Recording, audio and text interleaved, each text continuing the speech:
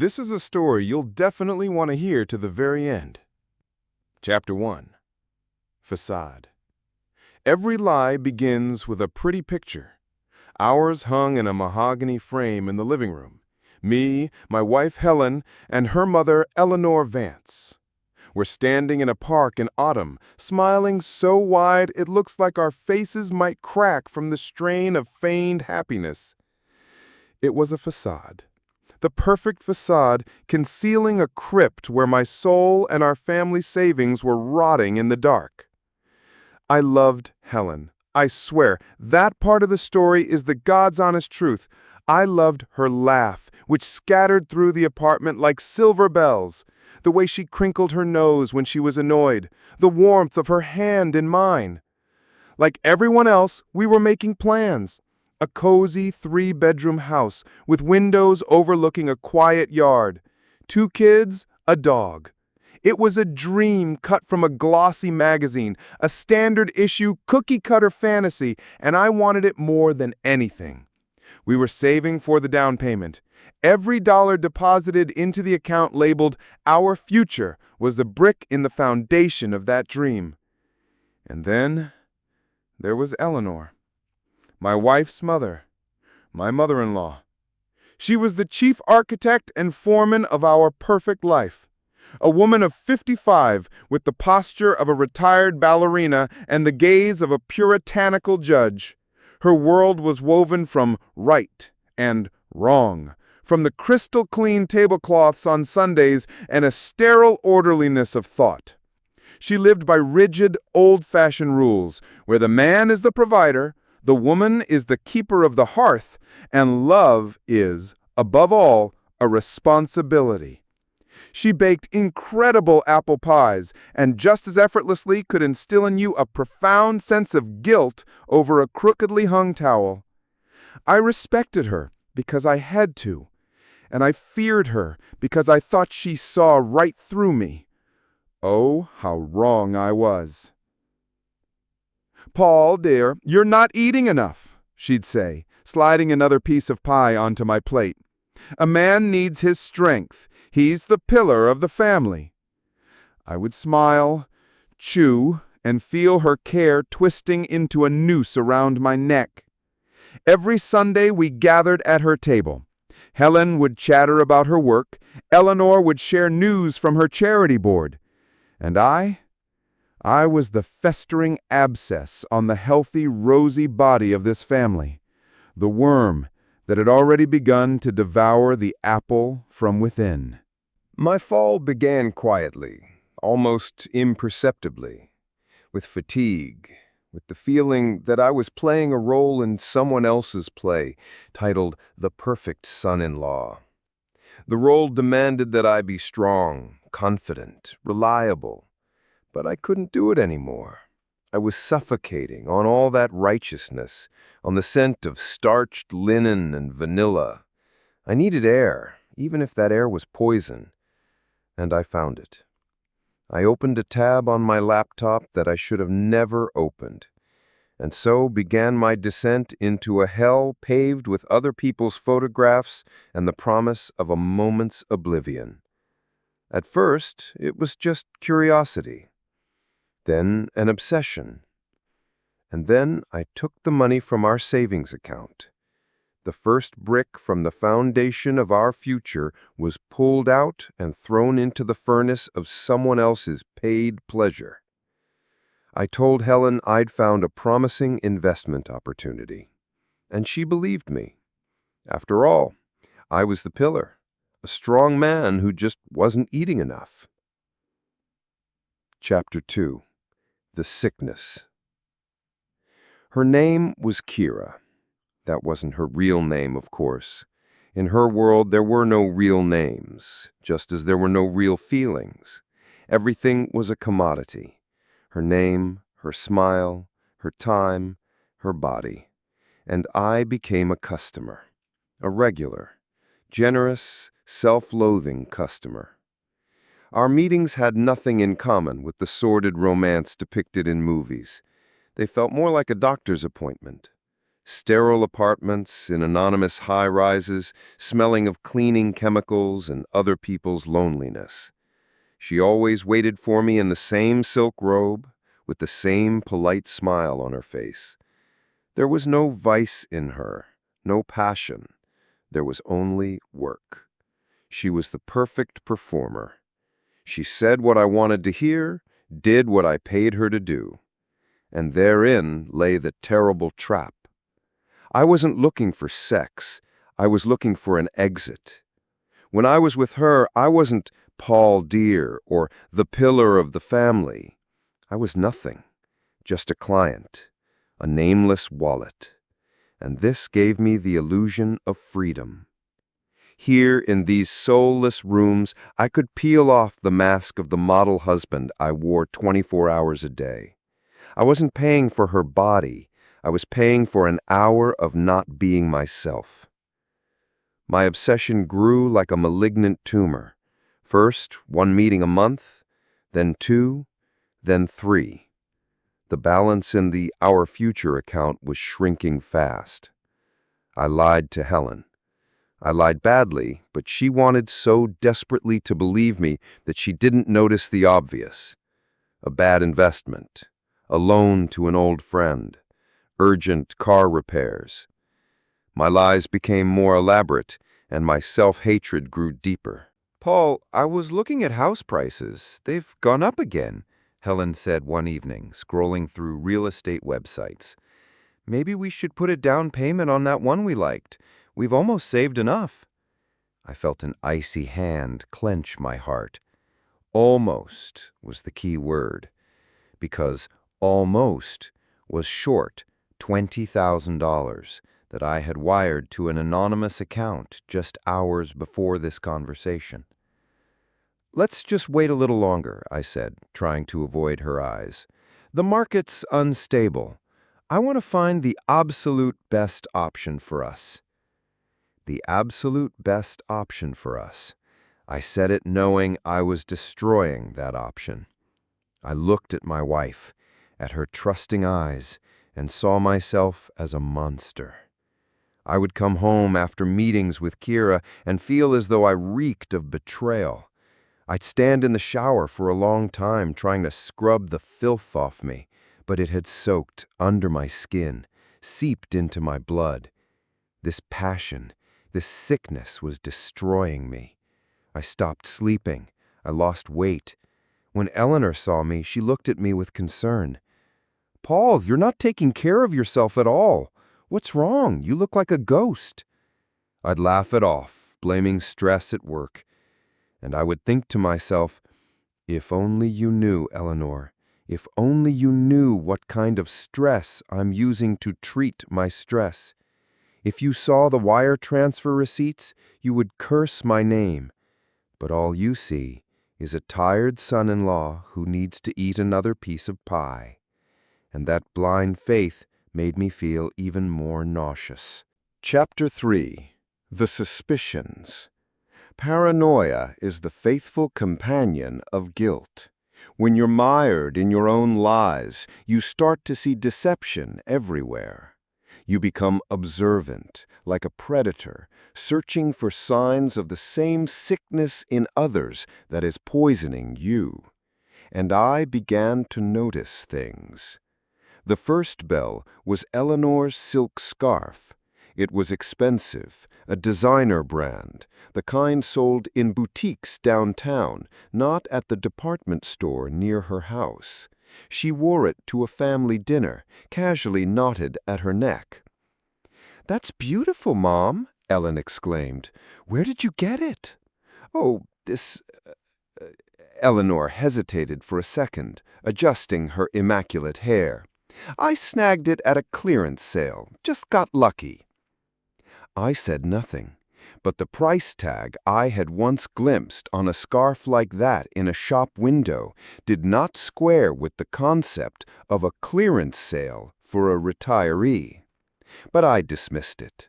Maybe a gift from a friend. Maybe she really did get lucky. My own sin was so immense it left no room for suspecting others. I was so focused on the log in my own eye that I ignored the splinter in hers. Then there were the phone calls. Usually, Eleanor's voice was soft, gently didactic, like a kindergarten teacher's. But one day, I walked into her kitchen without knocking and found her by the window, phone to her ear. She didn't see me, and I heard a different person. Her voice was hard, cold as steel. It held none of the charm of the woman who baked pies. It's an asset, and it needs to perform. If a client is dissatisfied, it hurts our reputation. Fix it. Be firm. She spoke in short, clipped phrases, like a commander issuing orders. I froze in the doorway. She sensed my presence and turned. I watched her face transform in a split second. The steel melted away, and once again she was my mother-in-law, Eleanor, a look of mild surprise in her eyes. "Oh, Paul, you startled me," she said, quickly ending the call. "Just business from the charity board. Always some drama with them." The charity board? An asset? A client? My brain refused to connect these words. It was too absurd. Again, I convinced myself I'd misheard, that I, drowning in my own moral swamp, was just projecting my filth onto her, the one crystal-clean person in this family. The final straw was a scene I witnessed by chance, returning home late one evening. As I was parking, I saw a black Lincoln Town car pull up to her building. Eleanor got out. She was wearing an elegant dark coat I had never seen before. A stocky, short-haired man held the door for her, his heavy gaze sweeping the courtyard. He did not look like a taxi driver. He looked like a bodyguard. They exchanged a few brief words, and she disappeared into the building. I sat in my car, a chill running through me. Who was this woman? Where did a pensioner who lived by old-fashioned rules get the money for designer scarves, expensive coats, and personal drivers in black sedans? I tried to find a logical explanation. A secret wealthy admirer? An old debt that had been repaid? A lottery win? Any version seemed more plausible than the terrible, unthinkable guess that seared my brain for a moment, a guess I immediately cast away in horror. I was too consumed by my own secret to seriously dig into someone else's. I saw the smoke, but I desperately convinced myself there was no fire. Chapter 4. The Collision. The unraveling didn't happen the way I'd imagined. There were no dramatic revelations, no tearful confessions. Disaster arrived at our home quietly, matter-of-factly, at 9 o'clock on a Tuesday evening. The doorbell rang. Eleanor was on the doorstep, unannounced. I knew one thing instantly. This was not the woman who came for Sunday pies. The mask of the sweet old lady had vanished, leaving behind a pale, tense face with dark circles under the eyes. There was a barely contained panic in her gaze. "Helen, darling, could you leave Paul and me for a moment?" she said, and her voice held those same steel notes I had heard before. "It's urgent. Business." Helen looked from her to me in surprise, but she obeyed. When the living room door closed behind her, Eleanor turned to me. The silence stretched for a few seconds, heavier than granite. "We have a problem," she finally said, and that word, "we," sounded utterly alien. "A very big problem. There's been a leak. The database has fallen into the wrong hands." I stared at her, uncomprehending. What database? What did this have to do with me? "I don't understand, Eleanor." "Stop it," she cut me off. Her voice was quiet, but it lashed like a whip. "Stop playing dumb. Not now. We don't have time for it." She stepped closer, and for the first time I didn't smell vanilla on her, but expensive perfume with a faint underlying trace of tobacco. There's a risk that they'll start making inquiries, unofficial ones and official ones too. The police are already working on one incident, but that's minor. There are more serious people. They might start reaching out to clients, blackmailing them, extorting them. My world, already cracking at the seams, began to collapse. The blood drained from my face, words caught in my throat. I looked at this strange, terrifying woman and couldn't believe she was my mother-in-law. Clients? What clients? I croaked, though I already knew everything. My mind refused to accept this reality. It was too monstrous. And then she looked me right in the eye.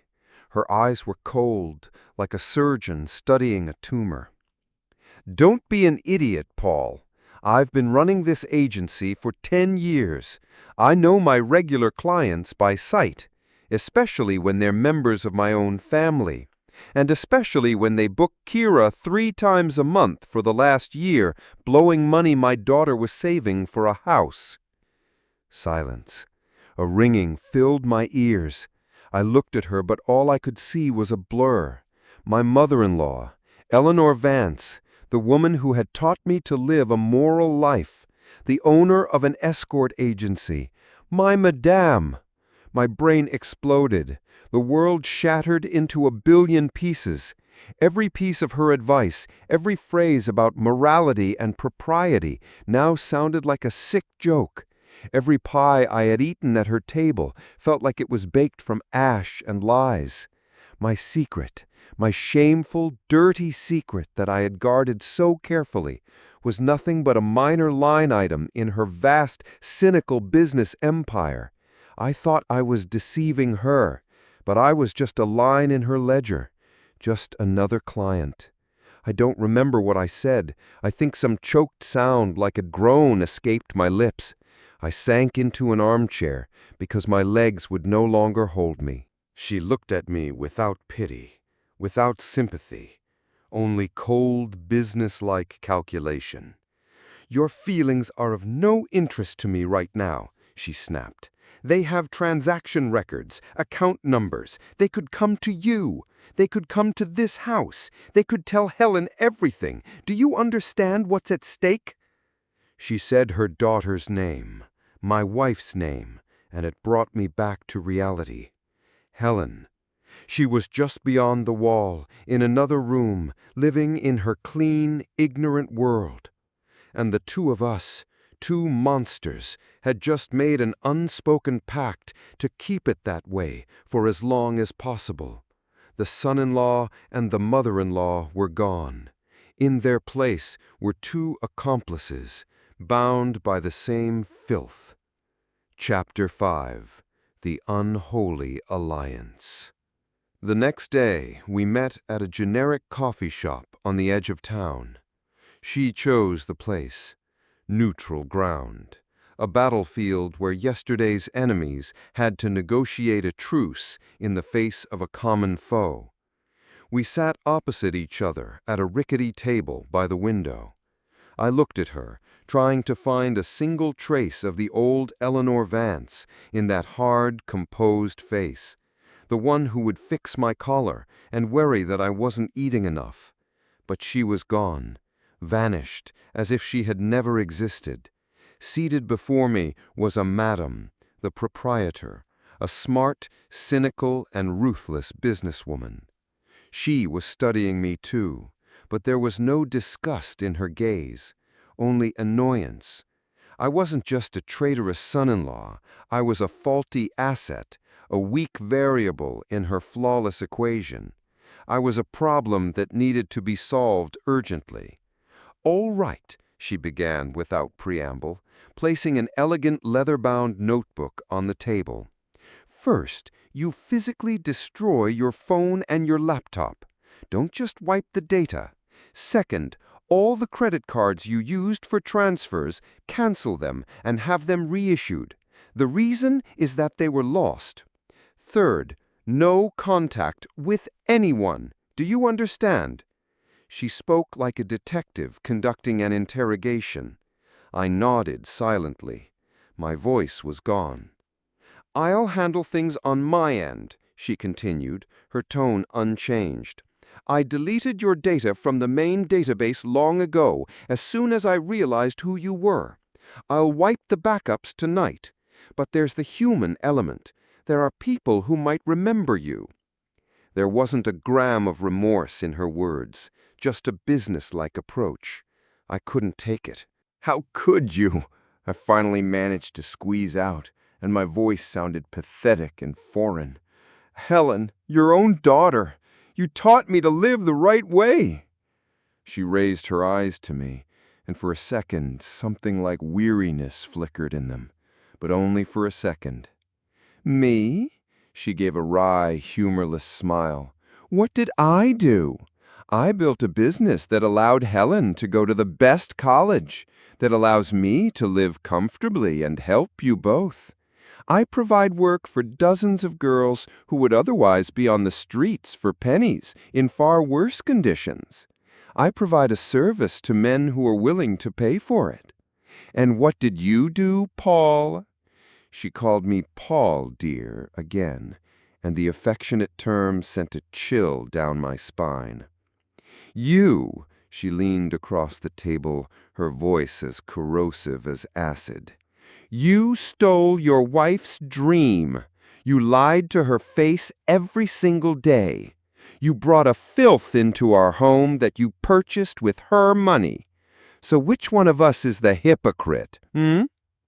She leaned back in her chair, the victor in this short, ugly duel. And she was right. I wasn't just a client at her brothel. I was its most disgusting exhibit. We left the coffee shop and walked in opposite directions without another word. She got into the waiting black car and vanished into the city traffic. I stumbled toward the subway. In my pocket, my phone vibrated. It was Helen. "Hey, honey, where are you? I made dinner. I'm waiting for you." Her voice sounded cheerful, so normal, that I wanted to scream.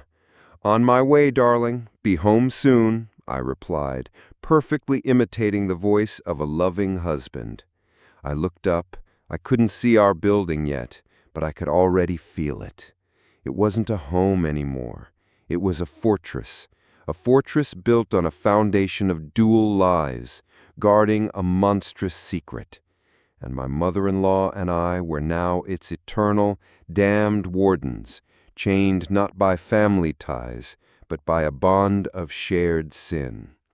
The facade was repaired, stronger and more impenetrable than ever. But now I knew what lay behind it. Not just rot, a void. And the real horror was that we would have to live in that void, together. If you enjoyed the story, subscribe to the channel and you'll hear even more captivating tales.